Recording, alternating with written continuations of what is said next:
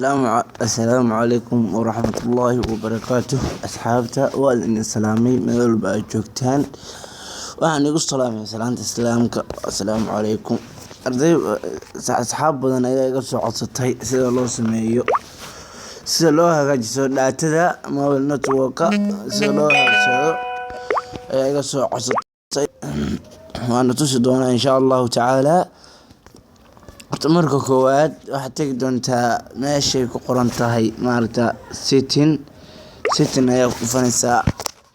setting marka ku dhufato wuxuu ku soo saarayaa all application oo dhan buu ku saarayaa program oo dhan waxa ku dhufanaysaa wax ka dooranaysaa meesha ku qoran tahay mobile network baa ku dhufanaysaa ama ku dhufatay waxa ku soo dhufanaysaa isla iyadoo ku soo dhufanaysaa kaas waa taa mobile network ku dhufatay marka halkan wuxuu ku leeyahay taas sare waxa weeye ma daatada xiriirsa ma magaca meesha ku qoransay meesha laga bedelay network meesha laga raadsanay kan kugu jira marka waxa ku dhufaneynaa access baa ku dhufaneynaa aniga way agsan tahay balse waa inaan tusaa tan waan saarayaa waxaan dhahayaa restore baan dhahayaa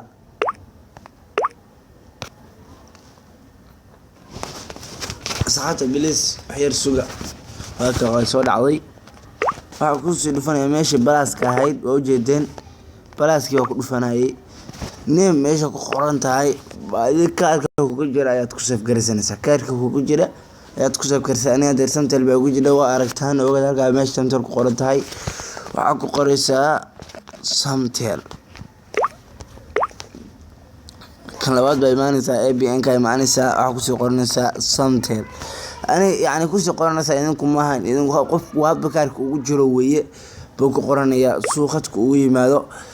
سوختك ويه ماذا لو هذا سرعك قريسا سمتل نبدأ داتنا سيف ليسا سيجا وراك صدولا يا أكسي بحسادي تنقون لي حيرسا بس فرسا لو